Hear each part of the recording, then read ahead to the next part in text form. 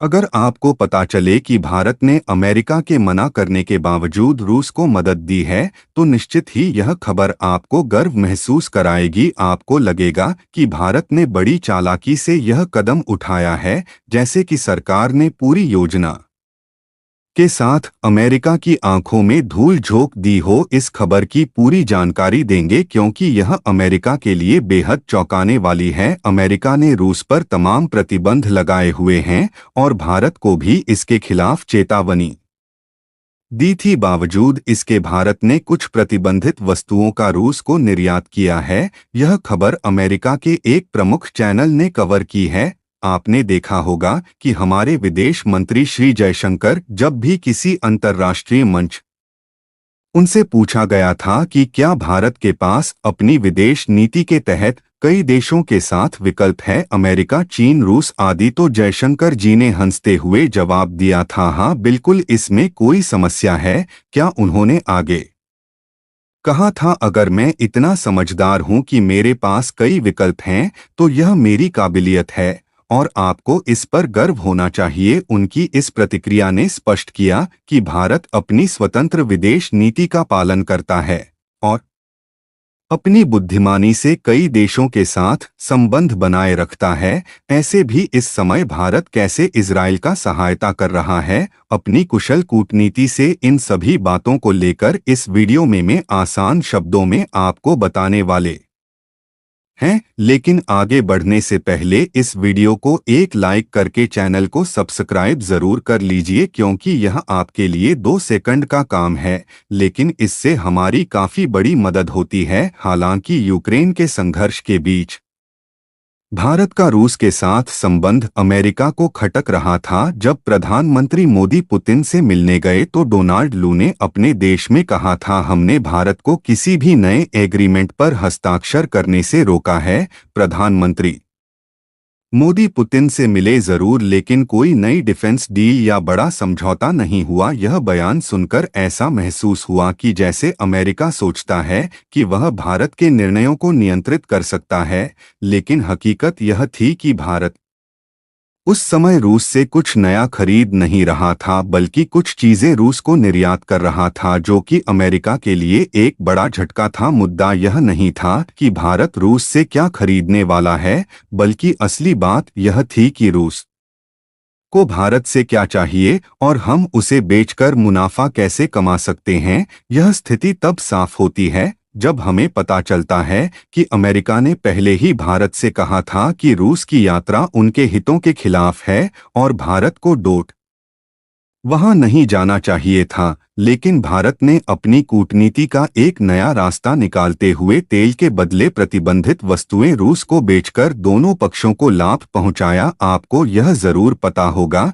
कि इस समय भारत रूस से सबसे अधिक तेल आयात करने वाला देश बन गया है। हमने इस मामले में चीन को भी पीछे छोड़ दिया है। इसके अलावा खास बात यह है कि हम रूस को तेल का भुगतान डॉलर में नहीं करते। डॉलर में भुगतान करने का कोई फायदा नहीं होता, क्योंकि रूस खुद पर लगे प्रतिबंधों के कारण डॉलर को आसानी से उपयोग नहीं कर सकता। इसलिए हम रूस को भुगतान अपने रुपए में करते हैं। हालांकि रुपया अंतर्राष्ट्रीय मुद्रा नहीं है, फिर भी हम इसे रूस को दे रहे हैं। रूस इस रुपए को बेलारूस या किसी और देश में खर्च नहीं कर सकता। आपको यह भी ध्यान होगा कि IMF अंतर्राष्ट्रीय मुद्रा कोष के विशेष ड्राइंग अधिकार SDR के तहत 5 प्रमुख मुद्राओं का उपयोग होता है, यूरो, पाउंड, डॉलर, जापानी यन और चीनी युआन, लेकिन रुपया इनमें शामिल नहीं है। और फिर भी भारत रूस के साथ अपनी व्यापार नीति को सफलतापूर्वक लागू कर रहा है, जिससे दोनों देशों को फायदा हो रहा है। इस पूरी प्रक्रिया में भारत का नाम तो सीधे तौर पर सामने नहीं आता, लेकिन फिर भी हम रूस को अपने रुपए में भुगतान कर रहे हैं। इसका मतलब यह है कि हम उनसे तेल खरीद रहे हैं और बदले में उन्हें रुपए दे रहे हैं, जिससे रूस को डॉलर की समस्या से निपटना नहीं पड़ता। अब सवाल उठता है कि रूस इन रुपए का क्या करेगा। इसका जवाब है कि वे रुपए भारत में ही खर्च करेंगे। रूस से तेल लिया, भुगतान रुपए में किया और अब रूस से कहा, आपके पास कोई और विकल्प नहीं है तो हमारे यहाँ से ही सामान खरीदे, क्योंकि रूस के खिलाफ 200 हद से ज्यादा प्रतिबंध लगे हुए हैं और वैश्विक स्तर पर बहुत से देश उनसे व्यापार नहीं कर सकते, लेकिन भारत यह कर रहा है। इस स्थिति में भारत को रूस के साथ व्यापार निपटाना का पूरा अधिकार मिल जाता है। रूस के विदेश मंत्री सर्गेई लावरोव भी इस बात को पहले कई बार कह चुके हैं कि भारत के साथ व्यापार बहुत महत्वपूर्ण है। भारत एक ऐसा देश जो हर परिस्थिति में खुद को ढाल सकता है, न केवल अपनी अर्थव्यवस्था को मजबूती दे रहा है बल्कि रूस के साथ भी एक अनोखा व्यापारिक संबंध बना रहा है जो अन्य देशों के लिए मिसाल बन सकता है। यह समस्या के लिए हमेशा सिरदर्दी का कारण रही है, क्योंकि अब उन्हें भारत से मिले रुपए का इस्तेमाल वहीं करना पड़ता है। भारत ने इस स्थिति का बहुत ही चतुराई से फायदा उठाया। पहले तो तेल खरीदा और भुगतान रुपए में किया, फिर उसी रुपए से रूस को कहा अब आप इससे हमसे सामान खरीदे। रूस ने पूछा क्या सामान, और भारत ने जवाब दिया तुम्हारे पास जो जरूरत है बस बताओ, हम सब कुछ बेच सकते हैं। हद तो यह हो गई कि भारत ने रूस को वेपन्स के ये जरूरी सेमीकंडक्टर्स, सर्किट्स और अन्य उपकरण यहां से तैयार करके भेज दिए। एक तरफ रूस दुनिया भर के प्रतिबंधों से जूझ रहा है और दूसरी तरफ दुनिया भारत पर नजर रख रही है कि कहीं हम रूस से और हथियार न खरीद ले, क्योंकि भारत की मिलिट्री का एक बड़ा हिस्सा रूस पर निर्भर है। लेकिन भारत ने रणनीति बदल दी और कहा रूस तुमने बहुत सारे हथियार इस्तेमाल किए, यूक्रेन के खिलाफ युद्ध लड़ते लड़ते 3 साल होने वाले हैं, तुम्हारे पास भी गोला बारूद खत्म हो रहे होंगे और तुम्हारे हवाई जहाज़ों को भी रखरखाव की ज़रूरत होगी। भारत ने बड़े ही सधे तरीके से रूस की ज़रूरतों का फ़ायदा उठाकर अपने उत्पाद बेचना शुरू कर दिया, जिससे दोनों देशों के बीच व्यापारिक संबंध और भी मजबूत हुए। अगर रूस को मिसाइलों या अन्य उपकरणों में किसी प्रकार की तकनीकी दिक्कतें आती हैं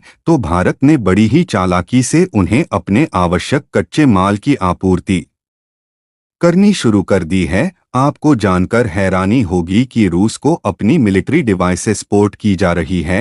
एक मीडिया रिपोर्ट्स के अनुसार भारत रूस को प्रतिबंधित तकनीकी सामानों का दूसरा सबसे बड़ा आपूर्तिकर्ता बन गया है। चीन तो पहले से ही मैन्युफैक्चरिंग हब के रूप में जाना जाता है, लेकिन भारत का इस लिस्ट में दूसरा स्थान हासिल करना काफी बड़ी बात है। यह खबर भी अंतर्राष्ट्रीय स्तर पर छप चुकी है कि भारत अब रूस को डोट प्रतिबंधित आइटम्स की आपूर्ति कर रहा है। भारत ने इस स्थिति को बहुत चतुराई से संभाला है। पहला स्मार्ट कदम यह था कि अमेरिका को पहले ही यह स्पष्ट कर दिया कि हम तेल ले रहे हैं, इसमें कोई समस्या नहीं है। भारत ने इस पूरे खेल में अपनी कूटनीति का शानदार प्रदर्शन किया और रूस की मदद कर दी, जिससे वह खुद भी फायदे में रहा। तो दोस्तों कह सकते हैं यही है भारत का कुटक देशी दिमाग। अब इस पर आपका क्या कहना है, आप हमें कमेंट करके जरूर बताएं।